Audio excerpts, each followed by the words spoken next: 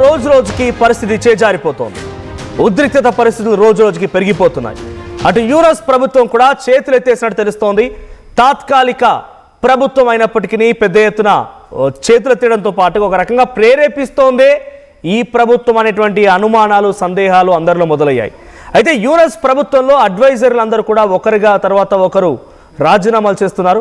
హోంశాఖ special assistant ఖుదా బక్ష్ చౌదరి ఇప్పుడు రాజీనామా చేశారట. ఇప్పటివరకు 3 సలహాదారులు రాజీనామా చేయగా ఇప్పుడు ఈయనే 4 రాజీనామా చేశారు ఈయనతో పాటుగా. సో ఖుదా బక్ష్ చౌదరితో కలిసి 4 ఇప్పటికీ రాజీనామా చేయడంతో ఆ ప్రభుత్వం చేతులెత్తేసింది. ఇక రేపో మాపో షేక్ హసీనా మాదిరిగా యూనస్ కూడా పరుగులు పెడతాడు అనేటువంటి చర్చ మొదలైంది. 2025 ప్రారంభం నుంచి కూడా నహీద్ ఇస్లాం రాజీనామా చేశారు. సో డిసెంబర్ 10న ఆసిఫ్ షోజిబ్ రాజీనామా చేస్తే హౌదీ మృతి, బంగ్లాదేశ్ అల్లర్ల నేపథ్యంలో యూనస్ రాజీనామాకు పట్టుబడుతున్నారు నిరసనకారులంతా కూడా. ఇక రాత్రి రాజధాని ఢాకాలో బాంబు పేలుళ్లు కూడా సంచలనంగా మారాయి. సో బాంబు పేలుళ్లలో ఒకరు మరణించగా పలువురికి చాలా తీవ్రంగా గాయాలయ్యాయి. బంగ్లాదేశ్లో పరిస్థితి చేజాటిపోతోంది. సో ఎక్కడ చూసినా కూడా ఆందోళనలు మరింతగా ఉద్రిక్తంగా మారుతున్నాయి. హిందువులు సహా ఇతర మైనార్టీలపైన దాడులు జరుగుతూ ఉన్నాయి. 2026 ఫిబ్రవరి 12న బంగ్లాదేశ్లో ఎన్నికలు కూడా ఉన్నాయి. అయితే 2024 షేక్ హసీనా ప్రభుత్వం కుప్పకూలిన తర్వాత జరుగుతున్నటువంటి మొట్టమొదటి ఎన్నికలు. సో పరిస్థితి చేజారిపోవడానికి ప్రధాన కారణం అవి ప్రేరేపిత యుద్ధాలు, ఉద్యమాలు మాత్రమే. ఎవరో ఒకరు ప్రేరేపించిన ఉద్యమాలే కానీ, కృత్రిమంగా సృష్టించిన ఉద్యమాలే కానీ ప్రజల చేత వచ్చినటువంటి ఉద్యమాలు కావివి. సో కంప్లీట్గా ప్రేరేపిత ఉద్యమాలు డెఫినెట్గా ఈ రకంగానే ఉంటాయి. ఎవరో ఒకరు ఎవరు డబ్బులు ఇప్పిస్తే వాళ్ళకి ఆ ఉద్యమాలు చేయాలి. సో ప్రజెంట్ ఫిబ్రవరి 12న ఎన్నికలు జరగబోతున్న నేపథ్యంలో చాలా ఉత్కంఠభరితమైనటువంటి ఒకవైపు యుద్ధం అంటే ఆ ఉద్యమం జరుగుతోంది, మరోవైపుగా అక్కడ ఎన్నికల తీరుతెన్నులకు సంబంధించి కూడా చోటు చేసుకుంటూ ఉన్నాయి. సో ప్రధానమైనటువంటి పార్టీలు 3 ఉన్నాయి. 3ట్లో జమాత్ ఈ ఇస్లాం పార్టీ, ఆ తర్వాత నేషనలిస్ట్ సిటిజన్ పార్టీ, ఈ పార్టీతో పాటుగా ఇంకో పార్టీ, 3 పార్టీలు అక్కడ పోటీ పడుతున్నాయి. ఈ ప్రధానమైనటువంటి ఈ పోరులో ఎటువంటి ఆసక్తికర పరిణామం చోటు చేసుకుని చూడాలి. National citizen party, Bangladesh Nationalist party, national citizen party and Jamaat ఈ ఇస్లామీ, ఈ 3 పార్టీలు ఉన్నాయి. అయితే నేషనలిస్ట్ సిటిజన్ పార్టీకి సంబంధించి వాళ్ళంతా విద్యార్థుల చేత ఏర్పడిన పార్టీ. సో విద్యార్థులే ఉద్యమాన్ని తెరలేపారు. షేక్ హసీనా అక్కడి నుంచి పరుగులు పెట్టడానికి, పారిపోవడానికి కారణం విద్యార్థులు అయ్యారు. ఆ విద్యార్థుల చేత ఏర్పడ్డ పార్టీ నేషనల్ సిటిజన్ పార్టీ. ఇక బంగ్లాదేశ్ నేషనల్ పార్టీ ఒకటి అండ్ జమాత్ ఈ ఇస్లామీ పార్టీ ఒకటి ఉంది. సో ఈ అన్ని పార్టీలోకెల్లా ఇప్పుడు యూనస్ సపోర్ట్ వస్తోంది ఎన్సీపీకి, నేషనల్ సిటిజన్ పార్టీకి కొంత పరోక్షంగా సహకరిస్తున్నారు ఆయన అనేటువంటి విషయం తెలుస్తోంది. అయితే ఇప్పుడు ఉద్యమాలు చేపడుతోంది, యుద్ధం చేస్తోంది కూడా ఈ ఎన్సీపీ పార్టీకి సంబంధించిన విద్యార్థి నేతలు, విద్యార్థులే. మైనార్టీలపై దాడులు చేస్తోంది, నడి రోడ్డు పైన నిప్పంటిస్తోంది, వాళ్ళ మరణానికి కారణమవుతోంది, మహిళల్ని కొడుతోంది, వివస్త్రం చేస్తోంది, ఇవన్నీ చేస్తోంది ఆ విద్యార్థులే. ఇప్పుడు భారతదేశం పైన ఇంత పెద్ద ఎత్తున వ్యతిరేకంగా బంగ్లాదేశ్లో ఏర్పడడం గల కారణం ఏంటంటే షేక్ హసీనాని బంగ్లాదేశ్కి అప్పగించమని చెప్పడమే. సో చాలా మంది బంగ్లాదేశ్ ఉన్నటువంటి మేధావులు, అక్కడ ఇంటలెక్చువల్స్ కానివ్వండి, చాలా మంది ఎక్స్పర్ట్స్, ప్రొఫెసర్స్, వివిధ డిపార్ట్మెంట్స్లో క్రియాశీలకంగా ఉన్న వ్యక్తులు, వివిధ గతంలో ఆర్మీ అధికారులుగా పనిచేసిన రిటైర్డ్ అయిపోయిన వారందరూ కూడా ఆ రోజు భారతదేశం లేకపోతే బంగ్లాదేశ్ ఎక్కడిది, భారతదేశంతో మేము యుద్ధాన్ని కోరుకోవడం లేదు, భారతదేశంతో యుద్ధం అంటూ జరిగితే బంగ్లాదేశ్ ముక్కలైపోయింది, భారతదేశంతో తగాదలంటే మన తలకొరిమి మనం పెట్టుకున్నట్టే, ఇది బంగ్లాదేశ్లో ఉన్నటువంటి ఎక్స్పర్ట్స్ చెప్తున్న మాట. కానీ బంగ్లాదేశ్ ప్రభుత్వం ఏం ఆలోచిస్తుందో అర్థం కావడం లేదు. ఒక్కొక్కరిగా రాజీనామా చేయడాలు, అక్కడ ప్రభుత్వం పరిధిలో నుంచి అన్నీ చేజారిపోవడాలు, ఆర్మీ డైరెక్ట్గా ఆ కంట్రోల్ చేయలేకపోయాడు. ఆర్మీ వకార్ లాంటి వ్యక్తులు కూడా, అంటే ఆర్మీ చీఫ్ వకార్ లాంటి వ్యక్తులు కూడా యూనస్ ప్రభుత్వానికి కొంత వ్యతిరేకంగా మారడాలు, ఇస్లామిక్ దేశంగా మార్చాలన్నటువంటి కుట్ర యూనస్ చేస్తున్నారనే విషయాన్ని అందరూ గమనించి ముందుగానే రాజీనామాలు చేయడాలు, సలహాదారులుగా వాళ్ళు తప్పుకోవడాలు, రకరకాల పరిణామాలు చోటు చేసుకుంటున్నాయి. ఇక రాజ్యాంగబద్ధంగా ఆ అవామీ లీగ్ పార్టీ, షేక్ హసీనా ఉన్నటువంటి పార్టీ పైన బ్యాన్ వేయడంతో ఆ పార్టీ పోటీ చేయడానికి అవకాశం లేదు. సో ఏదేమైనా తనదైన మార్క్ క్రియేట్ చేసుకోవాలి, చివరి వరకు బంగ్లాదేశ్లో నేనే ఒక అద్భుతమైనటువంటి ఒక శక్తిగా మారాలని ఒక ఆలోచన యూనస్ చేస్తున్నారంటే ఆయన ప్రయత్నాలు, ఆయన మాటలు, ఆయన చేసేటువంటి విధి విధానాలు మొత్తం కూడా అదే విధంగా కనబడుతున్నాయి.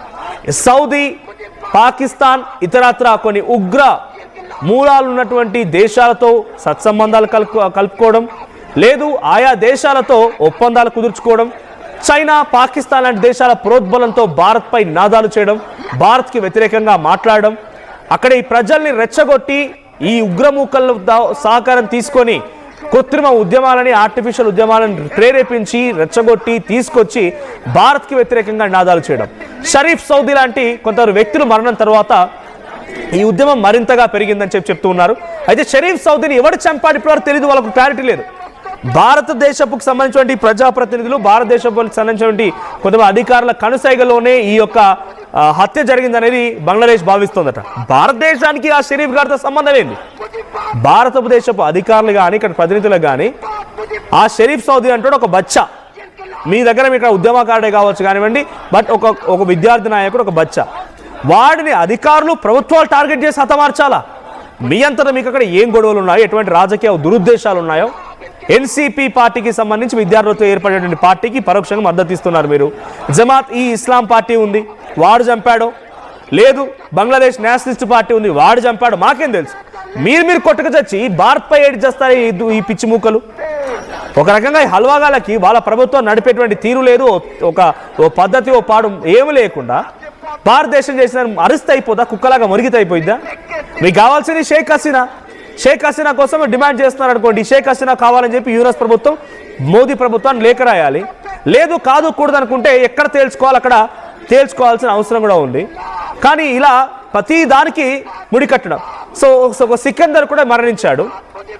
ఒక సికందర్ మరణిస్తే ఆయన మరణానికి కూడా భారతదేశంతో ముడికడుతోంది. సో ఈ మరణాల తర్వాత, అక్కడ ఉద్యమాలు చేసినటువంటి ఈ వ్యక్తుల మరణాల తర్వాత అక్కడ ఉద్యమం మరింతగా పెరిగినా కొలది భారతదేశంపై నెప్పనెట్టి భారతదేశాన్ని ఒక బూచిగా చూపించే ప్రయత్నం అక్కడ ప్రభుత్వాలు చేస్తున్నాయి. వరుసగా ఒకరి తర్వాత ఒకరు అక్కడి సలహాదారు అంతా రాజీనామా చేయడంతో ఇప్పుడు యూనస్ పై కూడా ఒత్తిడి పెరుగుతోంది, రాజీనామా చేయాలని ఒత్తిడి పెరుగుతోంది. కానీ పెద్దగా సమయమే లేదు, కేవలం ఒక నెల రోజులు మాత్రమే. ఫిబ్రవరి 16 కల్లా ఎన్నికలు ఉంటాయి, ఫిబ్రవరి 12 కల్లా ఎన్నికలు ఉన్నాయంటే మహా అయితే ఒక నెల రోజులు బలవంతంగా ఆ నెల రోజుల పాటు అటు ఇటుగా ప్రభుత్వాన్ని గట్టెక్కించేసి నేను దిగిపోయి వేడో ఒకటి చేతిలో పెట్టేస్తే ఎవరున్నా కూడా, అక్కడ ప్రభుత్వంలో ఎవరున్నా కూడా యూనస్ మాటే చెల్లుబాటు కావాలనేటువంటి ఒక ఆలోచనతో యూనస్ పావులు కలుపుతున్నట్టుగా అర్థమవుతోంది. ఇస్లామిక్ దేశంగా మార్చాలనుకున్నాడు. సో ఆ తర్వాత కొన్ని ఉద్యమాలు మొదలయ్యాయి. షేక్ హసీనాని అక్కడి నుంచి పరుగులు పెట్టించిన తర్వాత తనకు శిక్ష ఖరారు చేయించాలనుకున్నాడు. దాదాపుగా అదే రకమైనటువంటి కొంతమందిని అప్రూవర్గా మార్చేసి తనకు శిక్షను ఖరారు చేయించాడు.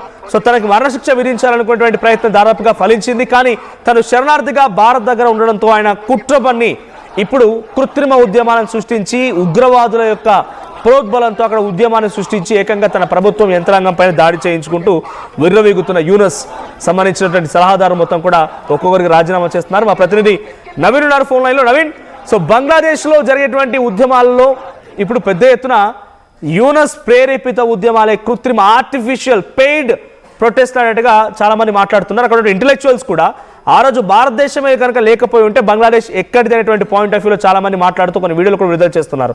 But what's happening with Yunus ఆలోచన ఏంటి?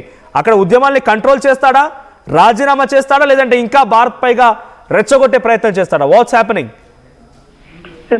బంగ్లాదేశ్ లో ఇంకా ఉద్రిక్తమైనటువంటి పరిస్థితులు నెలకొన్నాయి. అయితే ఈ యొక్క ఆందోళనని కంట్రోల్ చేయడంలో యూనిస్ ప్రభుత్వం కూడా ఫెయిల్ అయినట్టు కూడా మనకి స్పష్టంగా అర్థమవుతుంది. ఎందుకంటే నిన్న రాత్రి పెట్రోల్ బంక్ కూడా పేలినటువంటి సంఘటన చోటు చేసుకుంది. ఆ బ్లాస్ట్ లో ఇప్పటి వరకు ఇద్దరు కూడా మృతి చెందినటువంటి పరిస్థితి నెలకొంది. అయితే తాజాగా ఈ రోజు యూనిస్ తాత్కాలికంగా ఉన్నటువంటి ప్రభుత్వంలో ముగ్గురు అధికారులు కూడా వారు రాజీనామా కూడా చేయడం జరిగింది. ముఖ్యంగా యూనిస్ వ్యవహరిస్తున్నటువంటి తీరు సంబంధించిన అంశాలతో పాటు ఇటు ఆందోళనకారులని అదుపులో తీసుకొచ్చేందుకు కొంత ఫెయిల్ అయ్యారని చెప్పేసి కూడా అక్కడ ఉన్నటువంటి హోంశాఖ స్పెషల్ సెక్రటరీతో పాటు అక్కడ ఉన్నటువంటి అడ్వైజర్లు కూడా ఒక ప్రకటన చేస్తూ వారు మేము రాజీనామా చేస్తున్నామని చెప్పేసి కూడా ఇటు వారు ఒక ప్రకటన కూడా విడుదల కూడా చేసినటువంటి పరిస్థితి నెలకొంది. అయితే ఇప్పటికే ఇటు యూనస్ వివరిస్తున్నటువంటి తీరు కావచ్చు, అక్కడ అల్లలు కూడా చాలా విపరీతంగా పెరిగిపోయినటువంటి పరిణామాలు కనిపిస్తుంది. ఒకవైపు భారత్ పై తీవ్రస్థాయిలో విమర్శలు కూడా వ్యక్తం చేస్తున్నటువంటి పరిస్థితులు నెలకొన్నాయి.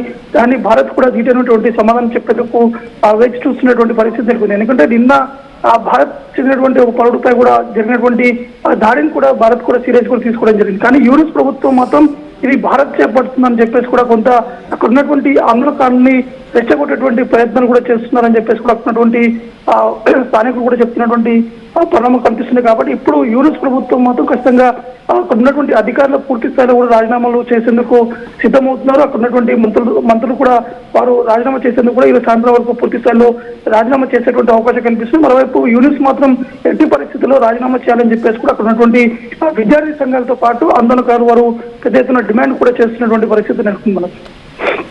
రైట్. సో ప్రజెంట్ ఈ ఇన్సిడెంట్స్ పైన ఎక్కడైనా సెంట్రల్ గవర్నమెంట్ రియాక్ట్ అవుతుందా, గవర్నమెంట్ ఆఫ్ ఇండియా రియాక్ట్ అవుతుందా? నిన్న ఢిల్లీలో కూడా మనం చూసాం, బంగ్లాదేశ్ హైకమిషన్ని చుట్టుముట్టడానికి చాలామంది హిందూ సంఘాలు విహెచ్పి నేతలు వచ్చారు. అటువైపు భారత్కు వ్యతిరేకంగా బంగ్లాదేశ్లో ఉద్యమం నడుస్తోంది, హిందువుల పైన చాలా విపరీతమైన దాడులు కొనసాగుతున్నాయి, ఊచకోతకు వస్తున్నారు. ఈ సిచ్యువేషన్లో ఏం జరగబోతోంది? గవర్నమెంట్ ఆఫ్ ఇండియా రియాక్షన్ ఏముండబోతోంది? అంటే ప్రస్తుతం గవర్నమెంట్ ఆఫ్ ఇండియా మాత్రం ఇటు హిందువులతో పాటు అక్కడ ఉన్నటువంటి మైనార్టీలని అక్కడికి భారత్కి తీసుకొచ్చేటువంటి ప్రయత్నాలు కూడా చేస్తున్నట్టు కూడా తెలుస్తుంది. ఎందుకంటే అక్కడ కావాలని చెప్పేసి హిందువులపై జరుగుతున్నటువంటి దాడిని చాలా సీరియస్ గా తీసుకున్నటువంటి పరిస్థితి నెలకొంది. ఎందుకంటే ఒకవైపు భారత్ తో పాటు ఇతర దేశాలతో కూడా బంగ్లాదేశ్ వ్యవహరిస్తున్నటువంటి తీరు సంబంధించినటువంటి అంశాలపై కూడా భారత్ చర్చలు కూడా జరుపుతుంది. ఎందుకంటే కావాలని చెప్పేసి హిందువులను టార్గెట్ చేస్తూ బంగ్లాదేశ్ లో జరుగుతున్నటువంటి దాడిని ఖచ్చితంగా ఖండిస్తాము. ఎట్టి పరిస్థితుల్లో బంగ్లాదేశ్ ప్రభుత్వం యూనిస్ కి మాత్రం బుద్ధి చెప్పేటువంటి విధంగా భారత్ కూడా ఒక అడుగు ముందుకు వేసేటువంటి అవకాశం ఉన్నట్టు కూడా తెలుస్తుంది. ఎందుకంటే తాజాగా జరిగినటువంటి దాడులు అంటే ఇద్దరు భారతీయులపై జరిగినటువంటి దాడిని చాలా సీరియస్ గా తీసుకోవడం జరిగింది. ఒకరు మృతి చెందినటువంటి పరిస్థితి నెలకొంది. ఒకరి ఇంటిని కూడా పూర్తి స్థాయిలో నిప్పు పట్టి దగ్ధం చేసేటువంటి పరిస్థితులు నెలకొన్నాయి. కాబట్టి ఇప్పుడు కొంత మధ్యాహ్నం ఈరోజు ఏదైతే బంగ్లాదేశ్ లో ఉన్నటువంటి తీరు సంబంధించినటువంటి అంశాలపై కొంతమంది కేంద్ర మంత్రులు కూడా సమావేశమయ్యేటువంటి అవకాశం కనిపిస్తుంది. ఆ సమావేశంలో బంగ్లాదేశ్ తీరుపై కూడా కొంత రియాక్షన్ ఉండేటువంటి అవకాశం ఉన్నట్టు కూడా తెలుస్తుంది. Right, thank you Naveen. So మొత్తంగా బంగ్లాదేశ్లో ఇప్పుడు నేను ఈ వార్త చెప్పే సమయానికి కూడా ఇంకా అక్కడ ఉద్యమాలు చోటు చేసుకుంటూనే ఉన్నాయి.